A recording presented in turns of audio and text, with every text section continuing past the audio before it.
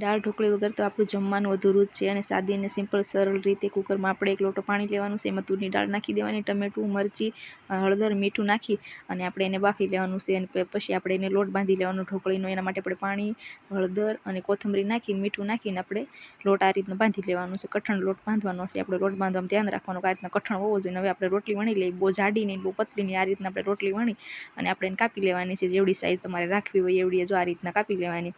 પછી આપણે એ રીતના બધી ઢોકળીઓ બનાવી લઈશું. હવે આપણે દાળ બફાઈ ગઈ છે, એમાં લીંબુ, ખાંડ અને બધું નાખી દેવાનું, જીરું. હવે રાઈ જીરું નાખવાનું, તમાલપત્ર, મીઠા લીમડાના પાન, હિંગ અને હવે દાળનો વઘાર કરી નાખવાનો છે. દાળનો વઘાર થઈ ગયો છે, મસ્ત ઢાંકીને રાખો એટલે વઘાર અંદર બેસી જાય બધું.